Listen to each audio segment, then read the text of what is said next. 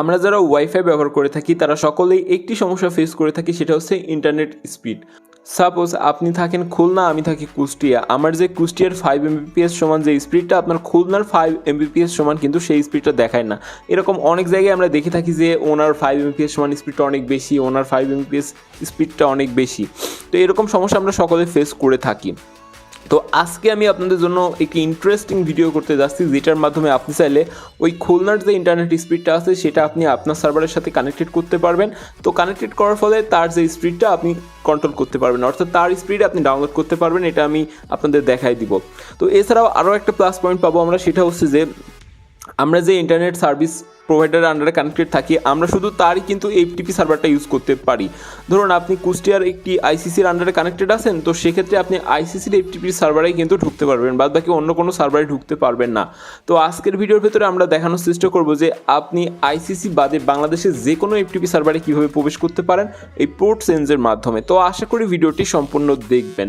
তো ভিডিওটি শুরু করার আগে বলে রাখি, আজকের ভিডিওটি হচ্ছে আমাদের ভিডিওর পার্ট 1, যেটার মাধ্যমে আমি দেখানোর চেষ্টা করব এই কাজগুলো করতে আমাদের কি কি দরকার পড়ে এবং কি কি সফটওয়্যার দরকার পড়ে, কোন ওয়েবসাইটে প্রবেশ করা লাগে, এগুলো আজকে আমি আপনাদের সঙ্গে শেয়ার করব। আর পার্ট 2তে আমি সম্পূর্ণ প্র্যাকটিক্যালি দেখাবো কীভাবে সফটওয়্যারের ভিতরে এটা কানেক্টেড করতে হয়, কানেক্টেড করে কীভাবে ইন্টারনেট অ্যাক্সেসটা আনতে হয়, বা আপনার এফটিপি সার্ভারে কীভাবে প্রবেশ করতে হয়, A to Z আমি পার্ট 2তে দেখাবো। তো আশা করি পার্ট 1টা দেখে আপনারা জাস্ট ধারণা নিতে পারবেন, পার্ট 2টা দেখে আপনারা সম্পূর্ণ প্র্যাকটিক্যালি এটা শিখে দিতে পারবেন। তো চলুন আজকের ভিডিওটি শুরু করা যাক। তো এটা করার জন্য আমাদের যেটা করতে হবে, আমাদের একটা ওয়েবসাইটে প্রবেশ করতে হবে। তো আমি ফোন দিয়ে দেখাচ্ছি না, এটার জন্য আমি ফোনের ক্যামেরাটা ওপেন করে পিসি থেকে দেখাচ্ছি।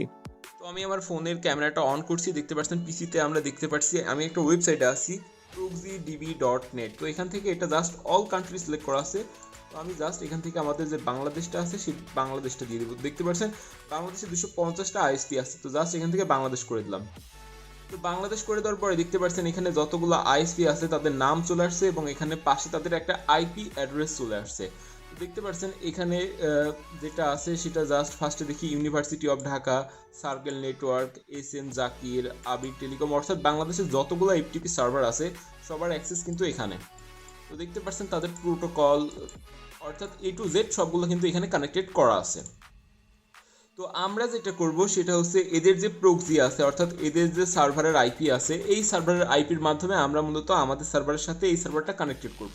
তো করার ফলে এখানে ঢাকা ইউনিভার্সিটির যে স্পিডটা থাকবে সেই ঢাকা ইউনিভার্সিটির স্পিডে আমরা মূলত ডাউনলোড করতে পারবো বা আপলোড করতে পারবো, ব্রাউজ করতে পারবো, সব কিছু কিন্তু তখন ঢাকা ইউনিভার্সিটির যে সার্ভিসটা আছে তাদের আন্ডারে থেকে আমরা এটা করতে পারবো। আর নাম্বার 2 হচ্ছে যে বিষয়টা, সেটা হচ্ছে ধরুন এখানে যেমন আমি একটা এফটিপি সার্ভারে প্রবেশ করার চেষ্টা করছি, এটা যেহেতু আমার আইএসপি আন্ডারে নেই সেক্ষেত্রে কিন্তু আমাকে ঢোকাচ্ছে না। তারপরে আরও একটা এফটিপিতে গেলাম, এটা আমার আইএসপি আন্ডারে আছে তাই আমাকে ঢোকাইলো। তো আমরা চাইলে এই আইএসপির আন্ডারে ঢুকতে পারবো। তো এটা নিয়ে আমাদের নেক্সট ভিডিওতে A to Z করা থাকবে। যেমন আমার যে আগে আইসিসি যে এফটিপি সার্ভারটা ছিল 100.16.100.244, তো আমার যে আইসিসির একটা এফটিপি সার্ভার ছিল, সরি এটা 100 না, এটা 10 হবে মেবি। তো এটা হচ্ছে আইসিসির এফটিপি সার্ভারের যে আইপি অ্যাড্রেস। আমি কিন্তু আগে আইসিসির এফটিপি সার্ভারে ঢুকতে পারতাম, এখন কিন্তু ঢুকতে পারছি না।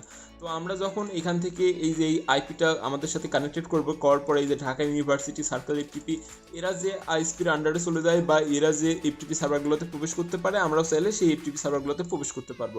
তো নেক্সট ভিডিওটা অনেক ইন্টারেস্টিং ভিডিও হবে, আশা করি নেক্সট ভিডিওটাও আপনারা অপেক্ষা করবেন নেক্সট ভিডিওটার জন্য। তো তারপরে দেখতে পাচ্ছেন এটা করার জন্য আমাদের যেটা দরকার পড়বে, প্রক্সি ফায়ার নামে একটা অ্যাপস দরকার পড়বে। এখানে মূলত আমরা প্রক্সিটা কানেক্টেড করে কমান্ড রান করব, যার ফলে আমরা ওই আইএসপির আন্ডারে চলে যাব।